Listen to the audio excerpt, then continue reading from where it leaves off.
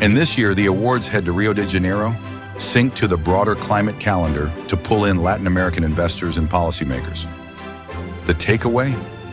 Williams' climate play is less about speeches and more about capital allocation, the quiet engine of real-world change. Homewards ending homelessness, one borough at a time. Britain's homelessness numbers are stubborn and, in places, rising.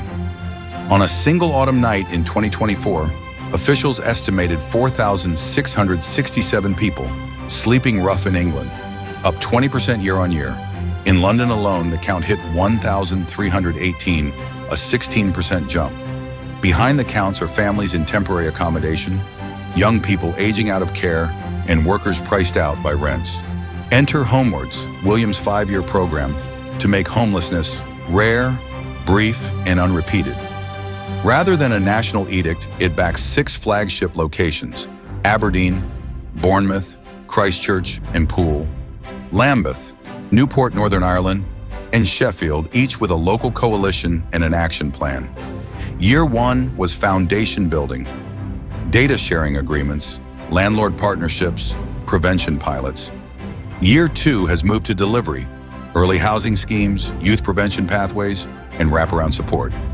A telling example, in Lambeth, Homewards unveiled an innovative housing project for young people, 18 to 25, 16 independent living homes to act as a bridge between supported housing and the private rental market.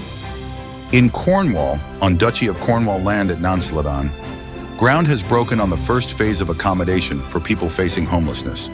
Are these numbers small against the national need? Yes, and critics say so.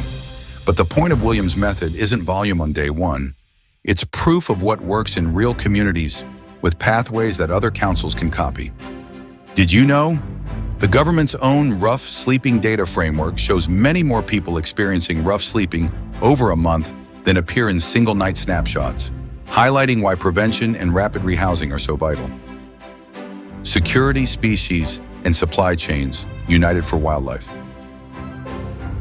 If climate is a confidence game, wildlife crime is a supply chain game, and Williams' answer is united for wildlife.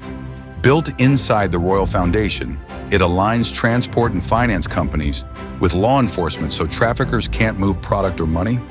The stats are formidable. Since its task forces were created, the network has supported hundreds of investigations, driven nearly 300 seizures of illegal wildlife products, and trained over 100,000 people to spot and stop trafficking.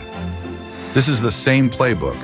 Convene the people who control choke points, publish principles the sector can adopt, and keep expanding the alliance. The deeper logic is national as well as global. Britain's credibility in conservation and rule of law circles grows when a future monarch helps retool corporate systems to close criminal loopholes. It's soft power, rendered operational. The human temperature, mental health, and the Shout lifeline.